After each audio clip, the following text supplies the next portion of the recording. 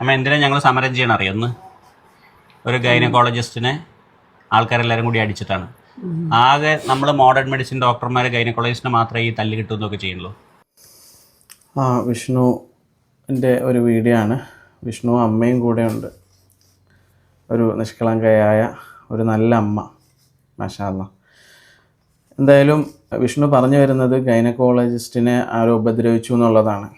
ശക്തമായി അതിൽ അപലപിക്കുകയാണ്. ആരും ഉപദ്രവിക്കൽ നല്ലതല്ല. പ്രത്യേകിച്ചും പരിചയമില്ലാത്ത ആളുകളെ എന്തോ ഒരു കാര്യത്തിന് വേണ്ടിയിട്ട് ഉപദ്രവിച്ചു.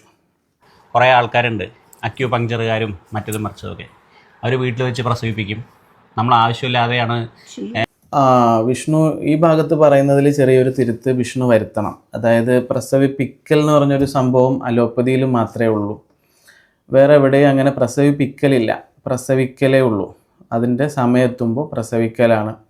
പലപ്പോഴും അലോപ്പതിയിൽ ഒരു ഡേറ്റ് കൊടുത്ത് ആ സമയത്തേക്ക് വളരെ മാരകമായ ലേബർ ഇൻഡക്ഷനുകൾ ചെയ്ത് അപകടം സാധ്യതയുള്ളത് പലപ്പോഴും ഇൻഡ്യൂസ്ഡ് ആയിട്ടുള്ള അപകട സാധ്യതയുള്ളത് അലോപ്പതിയിലാണ്.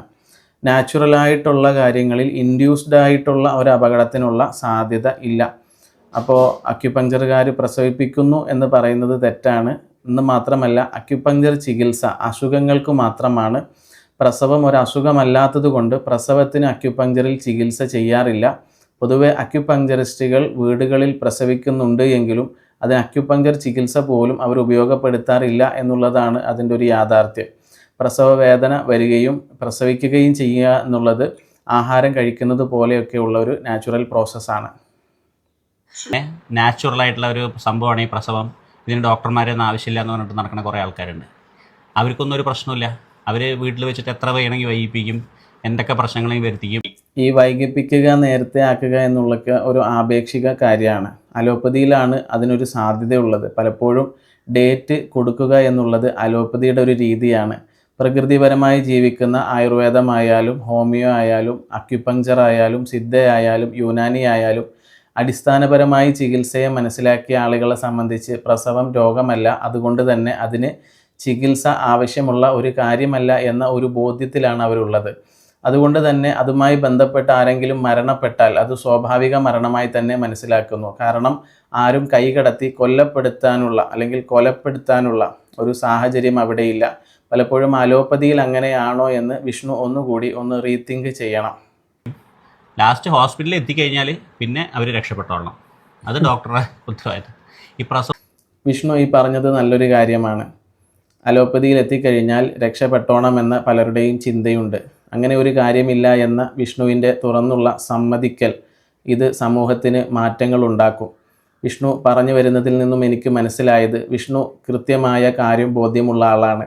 അലോപ്പതിയിൽ ജീവൻ രക്ഷിക്കാനുള്ള സാഹചര്യങ്ങൾ പലപ്പോഴും ഇല്ല എന്നുള്ളൊരു യാഥാർത്ഥ്യമാണ് വിഷ്ണു ഇവിടെ പറയുന്നത്. വീട്ടിലായാലും ആശുപത്രിയിലായാലും സമയമെത്തിയാൽ മരിക്കും. അതുകൊണ്ട് മരിക്കാതിരിക്കാൻ വേണ്ടി ആശുപത്രികളിലേക്ക് ഓടുന്ന ആളുകൾ വിഷ്ണുവിൻ്റെ ഈ വാക്കിനെ കൃത്യമായി മനസ്സിലാക്കണം എന്നതാണ് എൻ്റെ അഭിപ്രായം. പ്രസവം എന്ന് പറഞ്ഞാൽ എന്ത് മനുഷ്യൻ്റെ പ്രസവം എന്ന് പറഞ്ഞാൽ എന്ത് അപകടം പിടിച്ച പരിപാടിയാണെന്നറിയോ? പണ്ടൊക്കെ അമ്മയ്ക്ക് അറിയണമെന്നല്ലേ, വീട്ടിൽ വെച്ചുള്ള പ്രസവം നടക്കും, എത്ര ആൾ രക്ഷപ്പെടും, എത്ര ആൾ. വളരെ നിഷ്കളങ്കയായ അമ്മയോട് വിഷ്ണു പഠിച്ച ഒരു കാര്യം ചോദിക്കുകയാണ്. പണ്ടൊക്കെ ഒരുപാട് ആളുകൾ മരിച്ചിട്ടില്ലേ? അപ്പോൾ നിഷ്കളങ്കയായ അമ്മ ഒരു യാഥാർത്ഥ്യം പറയുകയാണ്. കേട്ടിട്ടുണ്ട്. ഇത്രയും പ്രായമുള്ള ആ അമ്മ അന്ന് കാലത്തുള്ള കാര്യങ്ങൾ മനസ്സിലാക്കിയിട്ടില്ല, അറിഞ്ഞിട്ടില്ല എന്ന് പറഞ്ഞാൽ അന്ന് ഇത്രയധികം മരണങ്ങളൊന്നും യഥാർത്ഥത്തിൽ നടന്നിട്ടില്ല എന്നുള്ളതല്ലേ അതിൻ്റെ വാസ്തവം. പഠിച്ചതിൻ്റെ എന്തെങ്കിലും പ്രശ്നമാണോ എന്ന് തോന്നുകയാണ്.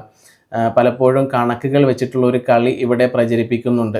അതായത് പണ്ട് കാലത്തൊക്കെയും കുട്ടികളുടെയും അമ്മയുടെയും മരണനിരക്ക് കൂടുതലായിരുന്നു എന്ന തരത്തിൽ. അന്ന് ആരാണ് ഈ സ്റ്റാറ്റിസ്റ്റിക്സ് എടുത്തത്? അതിൻ്റെ കണക്കുകൾ ആരാണ് രേഖപ്പെടുത്തി വെച്ചിട്ടുള്ളത്? വിഷ്ണു ഒന്ന് ആലോചിച്ച് നോക്കൂ. ഇത് ഏതോ ഒരു ചൂഷണത്തിനെ പ്രൊമോട്ട് ചെയ്യാൻ വേണ്ടി ഇക്കാലത്ത് പറഞ്ഞ് നമ്മളെ പറ്റിക്കുന്ന ഒരു കാര്യമല്ലേ? എന്ന് മാത്രമല്ല, മരണം കുറവാണ് എന്നൊരു ഭാഗത്ത് പറയുമ്പോഴും വയറ്റിനുള്ളിൽ വെച്ച് ജീവനുള്ളതിനെ അബോർട്ട് ചെയ്ത് കളയുന്ന കൊലപാതകം, അബോർഷൻ എന്ന പേരിൽ നടക്കുന്ന കൊലപാതകങ്ങൾ ഏകദേശം 25,000 ഒരു വർഷം ഇപ്പോൾ നടക്കുന്നത് എന്ന് വിഷ്ണുവിന് അറിയുന്ന കാര്യമല്ലേ? അപ്പോൾ കൊന്നുകളഞ്ഞിട്ട് മരണപ്പെട്ടിട്ടില്ല എന്ന് പറയുന്നതിൽ എന്ത് അന്തസ്സാണുള്ളത്, അല്ലെങ്കിൽ എന്ത് യാഥാർത്ഥ്യമാണുള്ളത്? വിഷ്ണു എന്തായാലും ഈ വീഡിയോ ചെയ്തത് വളരെ നന്നായി. സമൂഹം ചിന്തിക്കട്ടെ. എത്ര അമ്മമാർ മരിച്ചിട്ടുണ്ടാവും അന്നത്തെ കാലത്ത്? എത്ര കുട്ടികൾ ഇല്ലാതായിട്ടുണ്ടാവും. അത് ഇന്നത്തെ കാലത്ത് ഇവർ ഊണും ഉറക്കവും ഇല്ലാതെ രാത്രി കഷ്ടപ്പെട്ടിട്ട് അവരുടെ എല്ലാ വീട്ടുകാരെയും ഒക്കെ മറന്ന് അവിടെ പോയിട്ട് ഡെലിവറി എടുക്കാൻ വേണ്ടി പരമാവധി അവർ ശ്രമിച്ചിട്ട് ആ ബ്ലീഡിങ് ചിലപ്പോൾ നിൽക്കില്ലേ, ഒരു രക്ഷയുണ്ടാവില്ല. വിഷ്ണു പറയുന്ന കാര്യം എത്ര കറക്റ്റാണ്. ആശുപത്രിയിൽ പോയി എന്ന് കരുതി ബ്ലീഡിങ് നിൽക്കില്ല. അതായത് ബ്ലീഡിങ് നിൽക്കാൻ വേണ്ടിയിട്ടാണ് ആശുപത്രിയിൽ പ്രസവിക്കാൻ പോകുന്നത് എന്ന തരത്തിൽ വാശി പിടിക്കുന്ന ആളുകൾ വിഷ്ണുവിൻ്റെ ഈ വാക്കുകൾ മനസ്സിലാക്കുക. വീട്ടിലായാലും പലപ്പോഴും പറഞ്ഞ് ഭയപ്പെടുത്തുന്നത് ബ്ലീഡിങ് നിൽക്കില്ല എന്നതാണെങ്കിൽ ആശുപത്രിയിലും അതിൻ്റെ സംവിധാനങ്ങൾ ഇല്ല എന്നതല്ലേ വിഷ്ണു പറഞ്ഞു വരുന്നത്. അതിനെ കൃത്യമായി വിഷ്ണു തന്നെ വിശദീകരിക്കട്ടെ. രക്ഷപ്പെടുത്താൻ അവരെ കൊണ്ട് കഴിയാൻ പറ്റുന്നതിൻ്റെ മാക്സിമം അവർ ചെയ്തിട്ടുണ്ടാവില്ലേ? അവർ അതിനേക്കാളും വലിയ ടെൻഷനിലായിരിക്കും. അറിയാം, അവരുടെ ഒരു പലപ്പോഴും ഈ ഗൈനക്കോളജിസ്റ്റുകൾ ഒരുപാട് ടെൻഷൻ അടിക്കുന്നത് അവർ പഠിച്ചതിൻ്റെ പ്രശ്നമാണോ എന്ന് പോലും തോന്നിപ്പോകുകയാണ്. പ്രകൃതിയിലെ ഒരു സ്വാഭാവിക പ്രക്രിയയെ താൻ കൈകടത്തിയിട്ട് എന്തോ വലിയ എളുപ്പമാക്കുന്നു എന്ന തരത്തിൽ ഗൈനക്കോളജിസ്റ്റുകൾ പഠിച്ചു പോയിട്ടുണ്ടോ? അതുകൊണ്ടാണോ അവർ ഇത്തരം ആശങ്കകളിൽ പെടുന്നത് എന്ന് വിഷ്ണുവിൻ്റെ ഈ സംസാരം കേൾക്കുമ്പോൾ തോന്നിപ്പോകുകയാണ്. അതുകൊണ്ട് ഗൈനക്കോളജിസ്റ്റുകൾ മനസ്സിലാക്കുക, നിങ്ങൾ അങ്ങനെ പഠിച്ചിട്ടുണ്ട് എങ്കിൽ ഇതൊരു പ്രകൃതി പ്രതിഭാസമാണ്, പ്രകൃതിയിലെ സ്വാഭാവിക പ്രക്രിയയാണ്.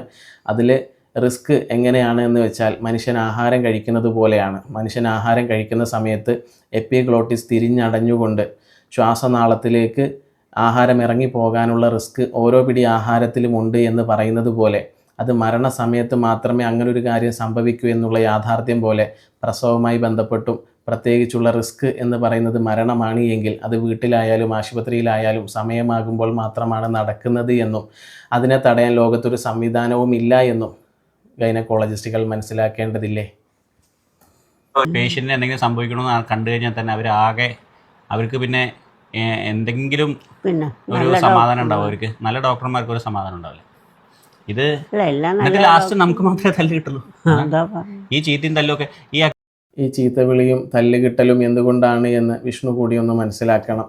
ജനങ്ങൾ തെറ്റിദ്ധരിച്ചിരിക്കുകയാണ് അലോപ്പതി എന്തോ ജീവൻ രക്ഷിക്കാനുള്ള ചികിത്സയാണ് എന്ന തരത്തിൽ. പലപ്പോഴും അങ്ങനെയാണ് നിങ്ങളുടെ മുൻഗാമികൾ ജനങ്ങളോട് പ്രബോധനം നടത്തിയത് എന്നാണ് തോന്നുന്നത്.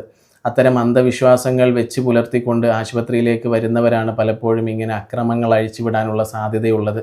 അതുകൊണ്ട് ഗൈനക്കോളജിസ്റ്റുകളായാലും ഏത് അലോപ്പതിക്കാരായാലും വരുന്ന പേഷ്യൻറ്റിനോട് പറയുക, ജീവൻ രക്ഷിക്കാൻ ഇവിടെ ഒന്നുമില്ല, സമയമെത്തിയാൽ മരിക്കും.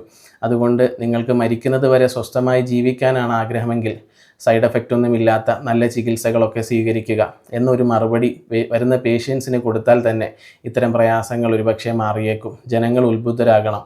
എന്ന പേരിൽ ഇവരെ ഒന്നും ഉപദ്രവിക്കാൻ പാടില്ല, ഇവർക്കൊന്നും ജീവൻ രക്ഷിക്കാനുള്ള കഴിവില്ല എന്നുള്ള യാഥാർത്ഥ്യം നിങ്ങൾ മനസ്സിലാക്കിക്കൊണ്ട് നിങ്ങൾക്ക് നിങ്ങളുടെ തീരുമാനപ്രകാരം മാത്രം ചികിത്സ സ്വീകരിക്കുക. അതിൽ നിന്നുണ്ടാകുന്ന എന്ത് കാര്യമായാലും സ്വാഭാവികമായി അത് സഹിക്കാനും ക്ഷമിക്കാനും നിങ്ങൾ തയ്യാറായേ മതിയാകൂ. അതുകൊണ്ട് തന്നെ നമ്മളെപ്പോഴും സജസ്റ്റ് ചെയ്യുന്നത് നാച്ചുറലായ ചികിത്സകൾ സ്വീകരിക്കാനാണ്.